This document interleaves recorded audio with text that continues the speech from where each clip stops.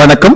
சித்தர்கள் திருவடி இணையதள ஆன்மீக வலைக்காட்சி மற்றும் சித்தர்கள் திருவடி சேவா அறக்கட்டளையின் சார்பாக உங்களை அன்போடு வரவேற்கிறேன். நான் உங்கள் சித்தர்கள் திருவடி சிவபாத சேகரன். 14 சித்தர்களின் வரலாறு மற்றும் அவர்களுடைய சித்து விளையாட்டு அப்படிங்கிற வரிசையில இன்னைக்கு நம்ம பார்க்க போறது மகா சித்தர் கருவூரார். அவருடைய வாழ்க்கை வரலாறு, அவருடைய சித்து விளையாட்டு என்னங்கிறத நம்ம பார்க்கலாம். பொதுவா நம்ம கருவூரார் பத்தின பல பதிவுகள் நம்ம சித்தர்கள் திருவடி இணையதள ஆன்மீக வலைக்காட்சியில கொடுத்திருக்கோம். இந்த பதிவுல அவருடைய சித்து விளையாட்டுகள் எப்படி இருக்குங்கிறத நம்ம பார்க்க இருக்கிறோம். சித்தர் கருவூரார் சோழ நாட்டில் இருக்கிற கருவூர், இன்னைக்கு கரூர் அப்படின்னு சொல்லிட்டு இருக்கோம். அந்த கருவூரில் ஒரு அந்தன தம்பதியரின் மகனாக அவர் பிறந்திருக்கிறார். இளமையிலேயே ஒரு ஞானத்தை தேடி அவர் போயிருக்கிறாரு. அவருக்கு பழனியில நவபாஷான முருகன் சிலை செய்த போகரின் தரிசனம் ஒரு முறை அவருக்கு கிடைச்சது. போகர்கிட்ட இந்த உலக வாழ்க்கையின் உண்மை நிலை என்ன அப்படிங்கறத தெரிஞ்சுக்கிறதுக்காக அவர் கருவூரர் போய் கேட்டிருக்கிறாரு. அதுக்கு போகர் என்ன சொல்லியிருக்காருங்கன்னா, கருவூரா, மக்கள் சேவையே மகேசன் சேவை. ஒவ்வொரு மனிதனும் இல்லாதவர்களுக்கும் இயலாதவர்களுக்கும் சேவை செய்வதற்காக படைக்கப்பட்டவர்கள். சேவையில் நீ கடவுளை காணலாம், பராசக்தியை நீ தொடர்ந்து வழிபடு, வாழ்க்கை பற்றிய அரிய ஞானத்தை நீ பெறுவாய். தனது குரு போகர் கரூராருக்கு ஆசீர்வாதம் செஞ்சு அனுப்பி வைக்கிறாரு. பல வருஷமா தொடர்ந்து அவர் தொண்டு செய்வார் கரூரார். இந்த நிலையில தான் இந்த வடநாட்டை ஆண்ட மன்னன் ரணியவர்மன் அப்படிங்கிற ஒரு முறை தில்லையம்பலம் அப்படிங்கிற சிதம்பரத்துக்கு வர்றாங்க. அங்க இருக்கிற சிவகங்கை தீர்த்தத்துல நீராடிட்டு இருக்கிறாரு. அப்படி ஒரு முறை சிவகங்கை தீர்த்தத்துல நீராடிட்டு இருக்கும் போது தண்ணிக்குள்ள ஒரு பேரானந்த பரவசத்தை அவர் அனுபவிக்கிறார். திரும்ப தண்ணியில இருந்து வெளியே எடுக்கிறாரு, மறுபடியும் கண்ணை மூடிட்டு மறுபடியும் உள்ள போறாரு. மறுபடியும் மீண்டும் அந்த பரவச நிகழ்வு நடக்கும். அப்ப அங்க பார்த்தா யாருமே இல்ல. ஆனால் அங்க ஒரு சிவனுடைய நாட்டிய காட்சி உள்ளே நிக்குது, கண்ணுக்குள்ளே நிக்குது, நெஞ்சை விட்டு அகல மறுது. எப்படியாவது இந்த சிவன் நடனமாடும் இந்த உருவத்தை சிலையா வடிக்க வேணும் அப்படின்னு சொல்லிட்டு, அது பியூர் கோல்டுல தான் நம்ம பண்ணணும், எந்த மிக்ஸும் இருக்கக்கூடாது அப்படின்னு அவர் நினைக்கிறான். இது பூமி இருக்கிற வரைக்கும் இந்த பேர் சொல்லணும் அப்படிங்கிறதுக்காக தான் அங்க இருக்கிற தன்னுடைய ஆட்சியின் கீழ் இருக்கிற அத்தனை சிற்பிகளையும் வரவழைக்கிறாங்க. வரவழைச்சு தங்கத்தை அள்ளி அள்ளி கொடுக்குறான். நான் இப்படிதான் ஒரு ஆனந்த கூத்தை நான் பார்த்தேன், சிவனுடைய நடனத்தை பார்த்தேன். இந்த நடனத்தை நீங்க சிலையா வடிக்கணும். அதுக்கு உனக்கு 48 நாள் தான் உங்களுக்கு நான் அவகாசம் கொடுப்பேன். அதுக்குள்ள நீங்க சிலையை நீங்க வடிக்கலன்னா உங்களுக்கு கடுமையான தண்டனை கொடுப்பேன் அப்படின்னு வான் பண்றாரு. தங்கத்தையும் அள்ளி கொடுத்துடுறாங்க. சிற்பிகளும் அரசனுக்கு கட்டுப்பட்டவர்கள் தானே, உடனே சிற்பி வேலையை தொடங்குறாங்க. அதுல ஒரு கண்டிஷன் என்னன்னா, இந்த தங்கத்தை வளைக்கும் போது எந்த ஒரு செப்பும் சேர்க்க கூட தங்கமா மட்டும்தான் இருக்கணும் அப்படின்னு ஒரு கண்டிஷன் போறாரு. ஆனால் அங்க இருக்கிற சிற்பிகள்லாம் ரொம்ப யோசிக்கிறாங்க, எப்படி செம்பு கலக்காம எப்படி தங்கத்தை வளைக்கிறது அப்படின்னு. இப்போ கொஞ்சமாவது செம்பு சேர்க்கணுமே அப்படின்னா மன்னனும் எந்த காரணத்தை கொண்டும் செம்பு சேர்க்க கூடாது அப்படிங்கிற சொல்றாரு. நீ என்ன வேணாலும் பண்ணுங்க, என்ன வித்து என்ன மணல் பண்ணிடுங்க, ஆனா எனக்கு பியூர் கோல்டா தான் இருக்கணுங்கிற மாதிரி அவர் சொல்றாரு. சிற்பிகளும் ஏதோ ஒரு தைரியத்துல சரி வேலையை தொடங்கிட்டாங்க. 47 நாள் முடிஞ்சிச்சு. ஆனால் கடைசி வரைக்கும் இந்த சிலை சரியா வரல. ஏன்னா செப்பு சேர்க்காத அந்த செம்பு சேர்த்தாதானே அந்த தங்கம் நிற்கும். அதனால மன்னன் நாளைக்கு வந்தா நம்ம என்ன பதில் சொல்றது, சிலைங்கன்னு கேட்டா நம்ம என்ன சொல்றதுன்னு உட்காந்துட்டு யோசிச்சுட்டு இருக்கும்போது, இது போகருடைய ஞானத்துல உருவாகுது. இது மாதிரியான சிற்பிகள் எல்லாம் இப்படி கஷ்டப்படுறாங்க, சிவனுடைய அந்த நடன தாண்டவத்தை பண்ண முடியல அப்படின்னு உடனே கருவூராருக்கு அவர் சொல்றாரு. கருவூராட்ட சொல்லி, நீ போ சிதம்பரத்துக்கு போ, அங்க ஒரு சிலை பணி நடந்துட்டு இருக்குது, அதை போய் முடிச்சு கொடுத்துட்டு வா அப்படின்னு அவங்க சொல்றாங்க. அப்ப கருவூரார் நேரா சிற்பி கிட்ட வர்றாங்க. சிற்பி துறவி வேடம் போட்டு வர்றாங்க. அப்ப சிற்பி கிட்ட வந்து உங்களுக்கு என்ன பிரச்சனை அப்படின்னு கேட்கிறாரு. இது மாதிரி சொல்றாங்க, இது மாதிரி செம்பே கலக்காம நாங்க எப்படி பண்றது அப்படின்னு சொல்லும் போது அவர் என்ன சொல்றாரு, கொஞ்ச நேரம் 2 நாழிகையில், அதாவது 3/4 மணி நேரத்துல நான் அந்த சிலையை செஞ்சு தரேன், நீங்க யாரும் உள்ளே வரக்கூடாது, நான் உள்ளே இல்ல, நான் மட்டும் தான் போய் உட்கார்ந்து பண்ணுவேன் அப்படின்னா அந்த சிவனடியார் உருவத்துல இருக்கிற அந்த கருவூரார் உள்ள போய் குடும்ப தாழிச்சிட்டு அந்த சிலையை ஒரு 3/4 மணி நேரத்துல செஞ்சு வெளியே வரார். அப்போ எல்லாருக்கும் வந்து ஒரே ஆச்சரியம், என்னடா அது உள்ள போய் உட்கார்ந்து நம்ம இவ்வளவு 40-50 பேர் உட்கார்ந்து சிற்பிகள் எல்லாம் செஞ்சுட்டு இருக்கோம், ஆனா ஒரே ஆள ஒத்த மனுஷனா உள்ள போய் உட்கார்ந்துகிட்டு இந்த கோல்டு தங்கத்தை, பியூர் தங்கத்தை போய் பண்ணி எல்லாம் வந்திருக்காரு அப்படின்னு அவங்க சொல்றாங்க. சரிங்க, வெளியே வந்துட்டு கொண்டு எல்லாரும் புகழ்ந்து பாடுறாங்க. ஆனால் அடுத்த நாள் வந்து மன்னர்கிட்ட போறாங்க. மன்னர்கிட்ட போய் இது வந்து காட்டுறாங்க. மன்னர் ரொம்ப சந்தோஷப்படுறான். ஆஹா, சக்கதக்கதன்னு தொழிக்கிற இந்த பியூர் கோல்டு இந்த நடராஜருடைய தாண்டவத்தை பார்க்கும்போது அவனுக்கு ரொம்ப மனசு இதா இருக்குது. அப்ப அங்க ஒரு அமைச்சர் ஒரு டவுட்ட சொல்றாரு, இது மாதிரி மன்னா எப்படி மன்னா செம்பு கலக்காம எப்படி இவங்க செஞ்சிருக்காங்க, எனக்கு டவுட் இருக்குது அப்படின்னு சொல்றாங்க. உடனே மன்னனுக்கும் அந்த சந்தேகம் வருது. உடனே சிற்பிகளை வச்சு அடுத்து இன்னொரு பரிசோதிக்கிறாங்க. பரிசோதிக்கும் போது அதுல வந்து செம்பு கலந்து இருக்குது அப்படிங்கிறதையும் சொல்றாங்க. உடனே சிற்பி கிட்ட கேட்கும் போது, ஆமா ஐயா, நாங்க ஒரு பெரிய தப்பு பண்ணிட்டோம், எங்களால இதை முடியல. அப்போ ஏதோ ஒரு சித்தர் மாதிரி, ஒரு துறவி மாதிரி ஒருத்தர் வந்து அவர் தான் இதை செஞ்சு கொடுத்தாரு அப்படின்னு சொல்லிட்டு சொன்னாங்க. உடனே அவர் கூப்பிட்டு வா அப்படின்னு சொல்லும் போது கருவூராரை அழைத்து வந்து கேக்குறாங்க. அவன்மா என்ன, இது வந்து உண்மைதான், நான் தான் இந்த சிலையை பண்ணேன், செம்பு கலந்துருக்கு சொல்றாங்க. உடனே அவர் என்ன பண்றாரு, இது போய் சிறையில் அடைக்க சொல்றாங்க. சிறையில் அடைத்தவுடன் போகருக்கு கோபம் வந்து திரும்ப அங்கேருந்து வர்றாரு. வந்து அந்த ரணிவர்மன் மன்னன்ட்ட கேட்கிறாரு, ஒரு தங்கத்தை வந்து செம்பு கலந்துதான் பண்ண வேண்டும் என்ற ஒரு அடிப்படை அறிவு கூட இல்லாத முட்டாள் மன்னனே, இது மாதிரி சித்தரை வந்து நீ சிறையில் அடைச்சிருக்கீங்க, இது என்ன நியாயம் அப்படின்னு சொல்றாரு. வந்திருக்கிறது வந்து போகர், மகா பெரிய சித்தர் அப்படி என்பதை வந்து புரிந்து கொண்ட மன்னன் மன்னிப்பு கேட்கிறான். உனக்கு இந்த தங்கம் தானே வேணும், நான் தரேன் அப்படின்ட்டு நிறைய தங்கத்தை வாரி கொடுக்குறாரு. எடைக்கு எடை அந்த எவ்வளவு வேணுமோ அவ்வளவு தங்கம் கொடுக்குறாங்க. அப்போ வந்து சரி கொடுத்ததுக்கு அப்புறம் கரூராரை போய் தேடுறாங்க. கரூரார் சிறையில இல்ல. அப்போ உடனே வந்து போகருக்கு கோவம் வந்துச்சு, நீ கரூராரை சிறையடித்த தங்கத்தை கொடுத்துட்டு எனக்கு கரூரார் திருப்பி கொடு அப்படின்னு கேட்கிறாங்க. மன்னன் ரொம்ப கலங்கி போய் சிவன்கிட்ட போய் மண்டாடுறான். சிவன் மனம் இறங்கி கரூரார் சிறையில தான் இருக்கிறார். அவர் வந்து ஒரு தியானத்தில் இருக்கிறார், இன்விசிபிள் சொல்லுவோம், தன் உருவத்தை மறைத்துக் கொள்ளும் அந்த ஆற்றல் மிக்க ஒரு தியான நிலையில் அவர் இருக்கிறார் அப்படின்னு சொன்னோன்னு தன் குரு அவங்களும் எடுத்துட்டு திரும்ப அழைச்சிக்கிட்டு வெளியில வர்றாங்க. இது ஒரு விதமான ஒரு சித்து விளையாட்டு. அடுத்த ஒரு சித்து விளையாட்டு ஒண்ணு இருக்குது. தஞ்சாவூர் பெரிய கோயில்ல அந்த நடராஜ சிலை அந்த இது பிரதிஷ்டை, இந்த சிவலிங்க பிரதிஷ்டை செய்யும் போது சரியா போய் உட்கார மாட்டேங்குது. எல்லாரும் பண்ணிட்டு இருக்கிறாங்க, அது சரியா உட்கார மாட்டேங்குது. அப்போ உடனே ஒரு காகம் வருது கருவூரார்கிட்ட, இது மாதிரி கருவூரா தஞ்சாவூருக்கு போ, அங்க ஒரு சிவலிங்க பிரதிஷ்டை நடந்துட்டு இருக்குது, அதை போய் முடிச்சு கொடுத்துட்டு வா அப்படின்னு அவர் சொல்றாரு. சரி, உடனே தஞ்சாவூர் கிளம்புறாரு. தஞ்சாவூர் போன உடனே இந்த சிவலிங்க பிரதிஷ்டை செய்யப்பட்ட இடத்தை பாக்குறாரு. அப்ப உடனே வந்து ஒரு பெண்ணினுடைய சிரிப்புலி கேக்குது, காதல கேக்குது. அப்பதான் நம்மளுக்கு தெரியுது அது ஒரு பெரிய ராட்சசி. இங்க வந்து இந்த பக்தி மார்க்கம் தழைக்க கூடாது அப்படிங்கிறதுக்காக இந்த ராட்சசி வந்து இந்த சிவலிங்க பிரதிஷ்டையை வந்து தடை செய்து நிக்கிறத அவங்க பாக்குறாரு. உடனே பூதமே நீ ஒழிஞ்சு போ அப்படின்னு காரி துப்புறாரு, அப்படி உமிழ்ந்து விடுறாரு. அந்த எச்சில் அனலாய் மாறி அந்த அந்த அந்த பூதம் வந்து சாம்பலாய் விடுது. பக்தர்கள் அந்த அப்படிலாம் பாக்குறாங்க. இவருடைய முதல் முறையா நம்ம அந்த கரூராவுடைய கோபக்கனல் அவ்வளவு ஒரு ஆக்ரோஷம் நெகிழ்ந்த ஒரு இதா இருந்தது. உடனே அதுக்கப்புறம் அந்த சிவலிங்கம் வந்து அஷ்டபந்தனம் எல்லாம் பிரதிஷ்டை செஞ்சு அர்ச்சகர்கிட்ட சொல்றாரு, நீங்க இனிமே வந்து சிவலிங்கத்தை வந்து நீங்க பிரதிஷ்டை பண்ணுங்க அப்படின்னு சொல்லி பண்ணியிருக்கிறாங்க.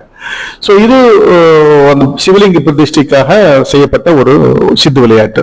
பொதுவா வந்து உள்ளூர் மாடு விலை போகாது அப்படின்னு சொல்லுவாங்க. நம்ம என்னதான் திறமையாளா இருந்தாலும் ஊர்ல உள்ளவங்க எல்லாம் நம்மள வந்து மதிக்க மாட்டாங்க இல்லைங்களா. அந்த மாதிரி கரூரார் வந்து கரூர்ல இருக்கிறவங்க யாருமே, அங்க இருக்கிற பூஜை செய்யறவங்க போறவங்க எல்லாம் வந்து யாரும் இவர் வந்து மதிக்கிறது இல்லை.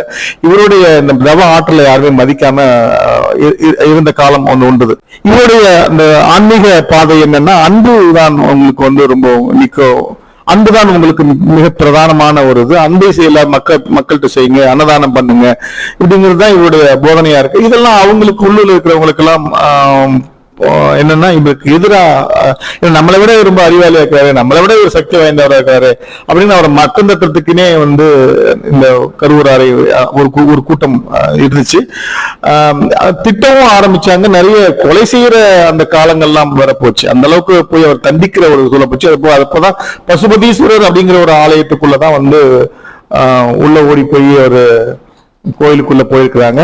அப்போ இதெல்லாம் கொலை செய்யும் நோக்கத்தோடு திரட்டி இருக்கும்போது அந்த பசுபதீஸ்வரர் அந்த சிவலிங்கத்தை கட்டி பிடிக்கும் போது அப்ப அந்த அதோட ஐக்கியம் ஆயிட்டார். அந்த கருவோடு பிறக்கும் இந்த குழந்தையும் வந்து மாசு மறு இல்லாமல் பிறக்கும் அப்படிங்கிற ஒரு ஒரு இறைவனுடைய அந்த அசரீரியோடு அவர் இரண்டரை கலந்தார் அப்படிங்கிறதா ஒரு சித்து விளையாட்டுல நம்ம வந்து சொல்றோம். ஒரு முறை கருவூரார் வந்து திருநெல்வேலி போய் நெல்லையப்பரை சந்திக்கிறதுக்கு போயிருக்காங்க. அங்க போய் கோயிலுக்கு வெளியில இருந்துட்டு சாமியோட பேரை சொல்லி இங்க வா அப்படின்னு ஒரு 3 முறை கூப்பிட்டுருக்காரு. கூப்பிட்ட உடனே நெல்லையப்பர் வரல.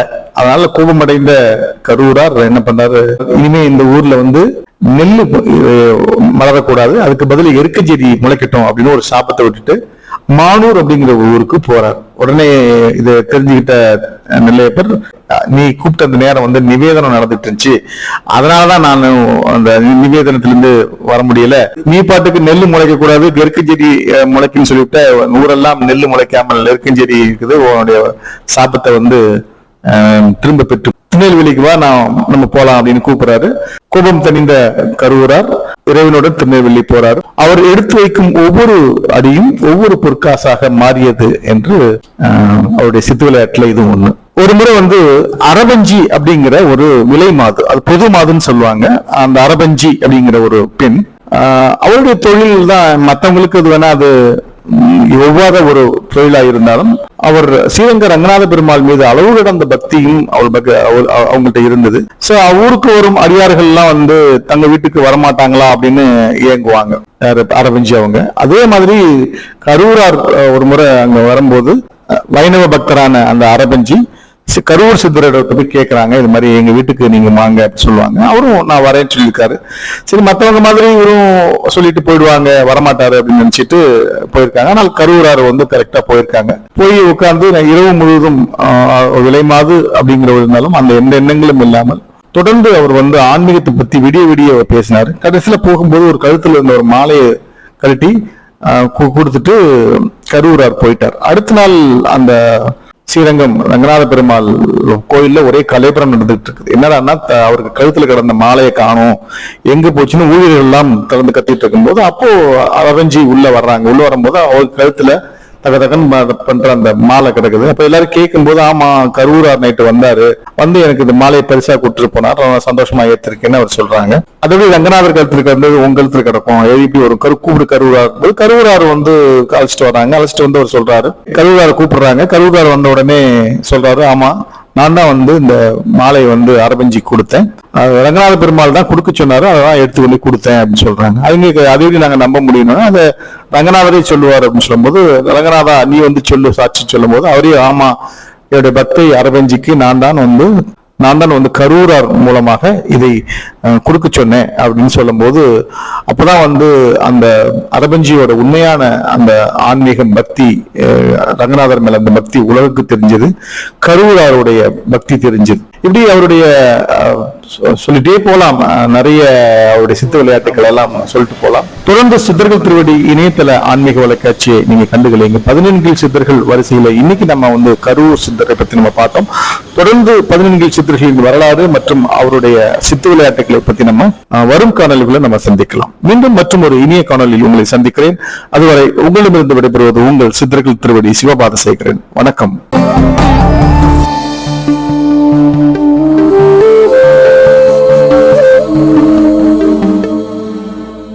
சித்தர்கள் திருவடி சேவா அறக்கட்டளை தனது 5வது ஆண்டில் தொடர்ந்து இறை சேவையை தொடங்குகிறது.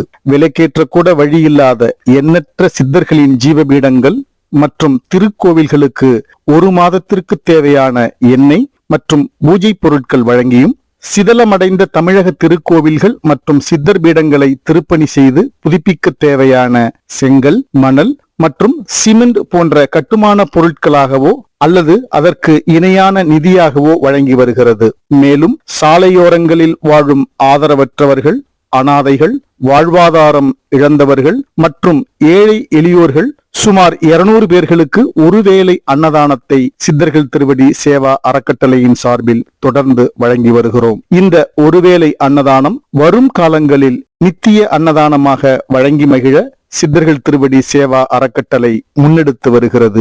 சித்தர்களின் விருப்பம் போல நாம் பசித்தோருக்கு அன்னம் பாலிப்பது என்பது சித்தர்களுக்கு நாம் செய்யும் சேவையாகும். நீங்களும் உங்கள் அருகாமையில் இருக்கும் ஏழை எளியோருக்கு உங்களால் இயன்ற அளவு அன்னதானம் செய்யுங்கள். உங்களால் அன்னதானம் செய்வதற்கு போதிய நேரம் ஒதுக்க இயலவில்லை என்றால் சித்தர்கள் திருவடி சேவா அறக்கட்டளை உங்கள் சார்பாக அன்னதானம் செய்ய காத்திருக்கிறது. உங்கள் குழந்தைகளின் பிறந்த நாள், இல்லத்தாரின் பிறந்த நாள், திருமண நாள், பெற்றோர்களின் நினைவு நாட்கள் மற்றும் உங்கள் இல்ல குடும்ப விசேஷ நாட்களில் சித்தர்கள் திருவடி சேவா அறக்கட்டளையின் மூலம் அன்னதானம் செய்யுங்கள். தானத்தில் சிறந்தது அன்னதானம். அதனை உங்கள் வாழ்வில் செய்து உங்கள் கர்ம வினைகளிலிருந்து விடுபட்டு ஏழையின் சிரிப்பில் இறைவனை காணுங்கள். அன்னதானம், பூஜை பொருட்கள் தானம் மற்றும் ஆலய திருப்பணி செய்ய விரும்பினால் 8438238921 என்ற சித்தர்கள் திருவடி சேவா அறக்கட்டளையின் எண்ணிற்கு உங்கள் நன்கொடையை ஜிபே அல்லது பேடிஎம் மூலம் அனுப்பி வையுங்கள். மேலும் அன்னதான விவரங்கள் மற்றும் வங்கி விவரங்கள் அறிய திரையில் தோன்றும் இணையதளத்தை பார்வையிடவும். என்றென்றும் இறை சேவையில் உங்கள் சித்தர்கள் திருவடி சேவா அறக்கட்டளை. சித்தர்கள் திருவடி இணையதள ஆன்மீக வலைக்காட்சியை நீங்கள் இதுவரைக்கும் சப்ஸ்கிரைப் பண்ணலன்னா சப்ஸ்கிரைப் பண்ணுங்க. கூடவே ஒரு பெல் சிம்பிள் இருக்கும், அதையும் நீங்க பிரஸ் பண்ணுங்க. அப்போதுதான் நாங்கள் கொடுக்கும் புதிய காணொளிகள் உங்களை உடனுக்குடன் சேரும். இந்த காணொளி உங்களுக்கு பிடிச்சிருந்ததுன்னா ஒரு தம்ப் இம்ப்ரெஷன் ஒன்று இருக்கும், அதை நீங்க பிரஸ் பண்ணுங்க. உங்களுடைய மேலான கருத்துக்களை கமெண்ட் பாக்ஸ்ல நீங்க பதிவு செய்யுங்க. எண்ணற்ற சித்தர் பெருமக்களின் ஜீவபீட தரிசனம் மற்றும் வரலாறு புத்தகங்கள், அவங்க இருப்பிட முகவரி, அலைபேசி எண், தொலைபேசி எண், இப்படி அத்துணை விவரங்களும் www.சித்தர்கள்திருவடி.com என்ற இணையதளத்தில் இருக்கிறது. அதை நீங்கள் இலவசமாக பதிவிறக்கம் செய்து கொள்ளலாம். மீண்டும் மற்றும் ஒரு இனிய காணொளியில் உங்களை சந்திக்கிறேன். அதுவரை உங்களிடமிருந்து விடைபெறுவது உங்கள் சித்தர்கள் திருவடி சிவபாத சேகரன். வணக்கம்.